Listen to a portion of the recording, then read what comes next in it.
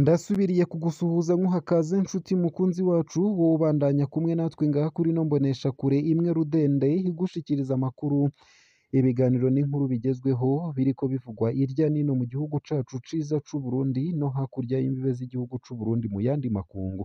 Ndaguhaye ikaze nanakwipfuriza kubandanya uraroranirwa. Ino nkuru ya kano kanya iraba igaruka cane ku bihe bikuru bikuru vy'ubuzima n'ubutegetsi bwa Perezida Buyoya. Kuri runo rubuga ni benshi cane bandika bavuga ko bipfuza kumenya ivyaranze ubutegetsi bwa Perezida Pierre Buyoya kuva yitavye Imana ku wa 17 Kigarama 2020. Ababisaba barongerekanye rwose kandi biranumvikana ngo babe benshi babisaba. Haraciye imyaka 17 Perezida Pierre Buyoya havuye ku butegetsi, mu gihe bizwi ko 60% y'Abarundi bafise imyaka iri munsi ya 30, urwaruka akaba ari narwo rukurikirana cane imbuga ngurukana bumenyi. Ni benshi mu bakiri bato batigeze babona ubutegetsi bwa Perezida Buyoya, abandi nabo yagiye bakiri bato cane. Iyo nyota yo kumenya ivyabaye yica yunyurwa n'inyigisho zitangwa n'ubutegetsi bwa CNDD FDD kuva mu mwaka w'2015. Iyi nkuru tuzoyitanga mu bice bitatu: igice kivuga ku buzima bwa Perezida Buyoya, igice kivuga ivyaranze intwaro yiwe ya mbere, n'igice kivuga ivyaranze intwaro yiwe ya kabiri. Igice ca mbere tubahaye uno munsi ntaco kivuga ku bijanye n'ubutegetsi bwa Perezida Buyoya. Ntituri abahinga ba kahise, ababishoboye ntimutinye kudukosora no kutwunganira. Igice ca mbere kiravuga cane cane Petero Buyoya hari muntu ki? Vy'ukuri Petero Buyoya ni muntu nde? Ubuto bwa Petero Buyoya. Petero Buyoya yavutse kuwa 24 Munyonyo umwaka w'1949 muri komine Rutovu mu ntara ya Bururi. Yavukiye mu muryango usanzwe nk'abandi Barundi benshi, abavyeyi batize batunzwe n'uburimyi n'ubworozi. Yakuriye aho mu Rutovu ari naho yize amashure matoya n'igice ca mbere c'ayisumbuye. Abamuzi bavuga ko yari umwana aciye ubwenge rwose, hari n'abavuga ko hoba hariho umwaka w'amashure mato yoba yarasimbishijwe kubera yatahura n'ingoga ivyirwa, ariko nta cemezo cavyo dufise ngo tuvyemeze. Mu gitabo ciwe Mission Possible, Petero Buyoya avuga ko ukwiga kwiwe agukesha nyina yagiye kumwandikisha be n'ubukerebutsi yari afise mu kwiruka. Ise ntiyari yipfuza ko yiga, ahubwo yashaka ko amufasha kuragira inka, aho yanditse ko mu gihe yashaka kumubuza kuja kw'ishure yirutse akamusiga. Yananditse ko icambere camutumye ahurumbira ishure hari kubera yari yipfuza kwambara ikabutura n'ishati yabonana abanyeshure, mu gihe abandi bana bose bari bambaye maridadi. Ageze mw'ishure ho yaranzwe n'umwete udasanzwe n'inyota ikomeye y'ubumenyi. Nk'umwana w'incabwenge, Petero Buyoya yarungitswe mu mwaka w'1967 kwiga igice ca kabiri c'amashure yisumbuye mu gihugu c'Ububirigi kuri Ecole Royale de Cadet i Buruseli. Wenyene hakaba avuga ko iryo shure ryari rimeze nk'ishure risanzwe, rikongera rikaba ishure ritegura abazinjira mu gisirikare. Kuva mu mwaka w'1970 gushika mu mwaka w'1974 yize kaminuza y'igisirikare mu Bubirigi nyene kuri Ecole Royale Militaire. Inyuma gato yaraciye mw'ishure ryigisha gukoresha ibiduga vy'intambara, Ecole d'Application des Troupes Blindées. Mu kurangiza amashure yiwe ya kaminuza, Petero Buyoya yakoze ubushakashatsi ku ntambara y'ukwikukira kwa Algeria, gutyo aramenya neza urugamba rwakozwe n'umuhari FLN kugera ku ntsinzi mu mwaka w'1962. Igihe yari ku butegetsi, ubwo bumenyi bwaramufashije gutahura ingene imihari y'inyeshamba iba itunganije, na rirya nawe yatwara arwana n'imihari itari mike. Amashure yiwe ntiyagarukiye ngaho. Mu mwaka w'1975 yaragarutse mu gihugu. Mu mwaka ukurikiye aca arungikwa kwiga mw'ishure rya gisirikare ry'Ubufaransa ariryo bita Ecole Militaire Spéciale de Cécile. Kuva mu mwaka w'1976 gushika mu mwaka w'1977. mu mwaka w'igihumbi kimwe amajana icenda na mirongo inani yarasubiriye ararungikwa mw'ishure ryo kurongora ingabo i Hamburg mu Budagi, Académie de Commandement de la Bundeswehr, aho yamaze imyaka ibiri. Petero Buyoya azwi nk'umurundi yasomye ibitabo byinshi, kanatsinda wenyene yivugira ko amashure aduha inguvu zo gushobora kwiyigisha twebwe nyene. Kubwiwe amashure aduha ubumenyi buke cane, dutegerezwa kuguma turondera kumenya vyinshi bishoboka. Iyo ni impanuro abakiri bato bakwiye gufata nkama mw'isi y'ubu. Petero Buyoya yavuga indimi zine, ni ukuvuga Ikirundi, Igifaransa, Icongereza n'Ikidagi. Petero Buyoya yashinze urugo rwiwe inyuma y'aho atahukiye mu gihugu mu mwaka w'igihumbi kimwe amajana icenda na mirongo indwi na gatanu, akaba yarubakanye n'umwigeme Sophia Ntaraka benshi tuzi ku izina rya Sophia Buyoya. Bibarutse ibibondo bine, umuhungu n'abakobwa batatu.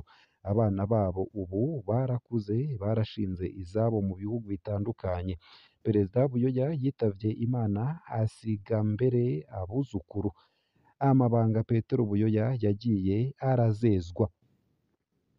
Mu kazi kiwe ka misi yose, Petero Buyoya yabaye intwazangabo mu gisirikare. Yagiye araduzwa bisanzwe mu mapete no mu mabanga atandukanye. Igihe atahutse mu Burundi mu mwaka w'igihumbi kimwe amajana icenda na mirongo indwi na gatanu, Liyetona Buyoya yahawe kurongora iporoto nk'uko bigenda no ku zindi ntwazangabo. Kuva mu mwaka w'igihumbi kimwe amajana icenda na mirongo indwi n'indwi gushika mu mwaka w'igihumbi kimwe amajana icenda na mirongo inani, Kapitene Buyoya yari arongoye Escadron i Gitega. Ijambo Escadron mu makambi akoresha ibiduga vy'ingwano nico kimwe na kampani mu makambi asanzwe. Aho aviriye kwiga mu Budagi mu mwaka w'igihumbi kimwe amajana icenda na mirongo inani na kabiri, Komanda Buyoya yagenywe kurongora ikambi ikoresha ibiduga vy'intambara 22e Bataillon Blindé. Mu mwaka w'igihumbi kimwe amajana icenda na mirongo inani na kane, Majoro Petero Buyoya yagenywe kurongora ibiro bijejwe imyimenyerezo n'intambara mu biro bikuru vya gisirikare, ni ukuvuga chef du bureau charge de l'instruction et des opérations à l'état-major général. Aya mabanga niyo yarajejwe gushika ashikire ubutegetsi ku wa gatatu Nyakanga umwaka w'igihumbi kimwe amajana icenda na mirongo inani n'indwi. Mu kiganiro yatanze mu mwaka w'ibihumbi bibiri n'icumi na kabiri, Petero Buyoya yavuze ko ari we yagira kabiri mu biro bikuru vya gisirikare. Amaze kuba umukuru w'igihugu ntiyigeze yiyongera ipete rya gisirikare nk'uko bikunze gushika ku bandi. Yagumanye ipete rya majoro. Mu mabanga yiwe y'indongozi mu gisirikare, Petero Buyoya avugwa ko yari umuntu akara, atemera akajagari na gatoyi, ariko kandi agakunda cane abasirikare bato bato. Nk'akarorero baravuga ko hari umukuru w'ikambi atashobora kwihanganira umusirikare yambaye ikirato kidasize neza canke imigozi y'ikirato idafunze neza canke impuzu zitameze neza. Ariko kandi yari indongozi yiyegereza cane abasirikare bato bato. Yagenda gusangira ibifungurwa n'abasoda batoyi, akama azi uko babayeho. Iyo bagiye mu myimenyerezo mu mashamba, yabaho ubuzima abandi basoda. Iyo bagiye mu myimenyerezo mu mashamba, yabaho ubuzima abandi basoda batoyi babayeho. Ntiyemera gufatwa nk'umukuru. Abasoda bamwibukira kandi mu mupira w'amaguru, aho yakina cane n'abasoda bato bato, akaba ari nawe yatunganya inkino hagati y'amakambi, ibitahora bikorwa n'abakuru b'amakambi ubundi. Ivyo vyatumye akundwa cane n'abasoda batoyi, mu gihe igisoda carimwo imyidogo myinshi kuva aho Perezida Bagaza ashiriyeho itegeko ko abasoda bato bato bazohora basubizwa mu buzima busanzwe bamaze imyaka 6 mu kazi. Nk'uko tuzobibona mu kindi gice, abasoda bato bato nibo bahavuye batembagaza Perezida Bagaza baha ubutegetsi Majoro Buyoya. Petero Buyoya mu mabanga ya politike. Mu mwaka w'igihumbi kimwe amajana icenda na mirongo indwi n'icenda, Petero Buyoya yarinjiye muri komite nkuru y'umugambwe Umwe Rudende Iprona, aho yinjiye nk'umwe mu baserukira intwaramiheto. Muri ico gihe inzego zitandukanye z'igihugu zaraserukirwa muri komite nkuru ya Iprona. naho yari muri urwo rwego nta benshi bari bamuzi mu gihugu kiretse abasirikari. Ni nayo mpamvu aho abarundi benshi bumva izina ryiwe mw'iradiyo kuva ku wa gatatu ni nayo mpamvu aho abarundi benshi bumva izina ryiwe mw'iradiyo ku wa gatatu Nyakanga umwaka w'igihumbi kimwe amajana icenda na mirongo inani n'indwi batangaye kuko batari bazi uwo mukuru w'igihugu mushasha.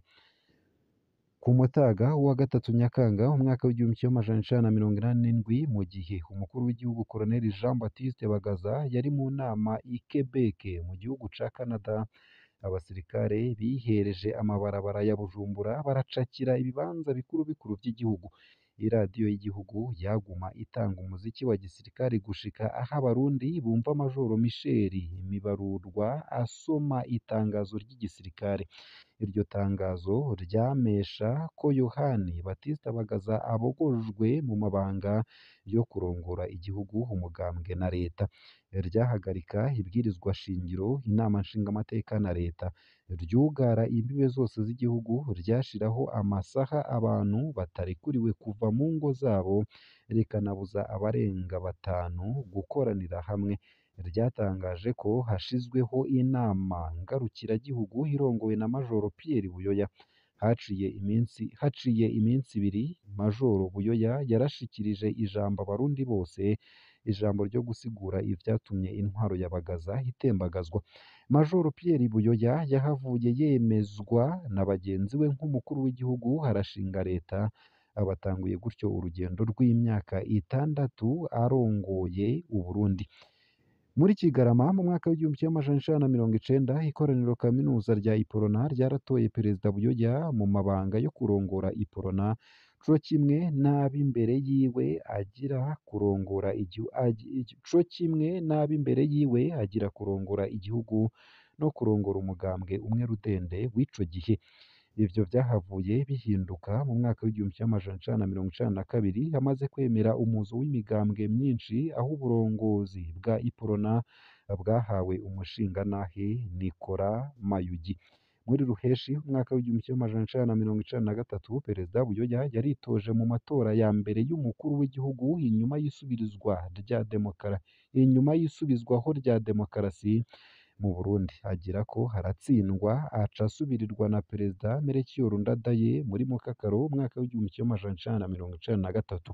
Ico gihe Perezida Buyoya yaratangaje amakungu kuko yabaye mu bakuru b'ibihugu bake cane muri Afurika bemeye gutsindwa mu matora muri ico gihe, kuko benshi bahitamwo kwiba amatora.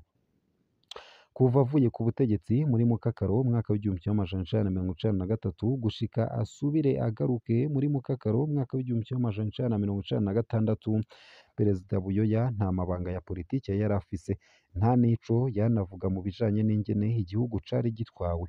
Ico gihe yashinze ishirahamwe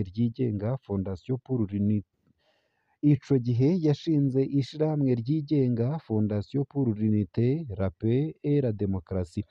Iri shirahamwe ryarakoresha ivyigwa n'amanama ajanye no kwiyumvira ku nzego z'igihugu. Ryarubatse amashure atanu mato mato, ishure ryisumbuye, ishure ryigisha imyuga urwaruka, be n'ikigo co kwakira imfuvyi. Kuwa mirongo ibiri na gatanu Mukakaro umwaka w'igihumbi kimwe amajana icenda na mirongo icenda na gatandatu, umushikiranganji wo kwivuna abansi muri leta ya Perezida Sylvestre Ntibantunganya yamenyesheje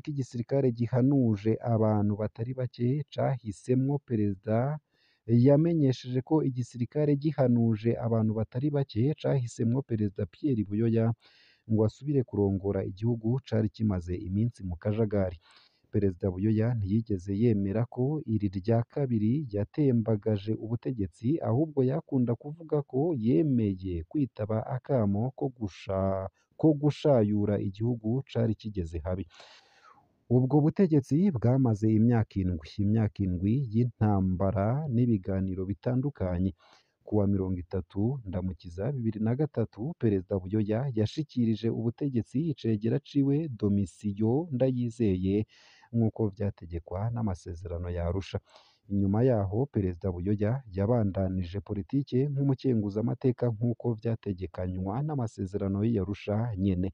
Ikibanza cahavuye gufutwa mu bahoze barongoye igihugu igihe hatowe ibwirizwa rishasha muri Rusama umwaka w'ibihumbi bibiri n'icumi n'umunani. Imbere yaho Perezida Buyoya na bagenzi we bahoze batwara Uburundi aribo Perezida Bagaza, Perezida Ntibantunganya na Perezida Ndayizeye baranditse urwandiko rwiyamiriza ikiringo ca gatatu ca Perezida Nkurunziza mu mwaka w'ibihumbi bibiri n'icumi na gatanu.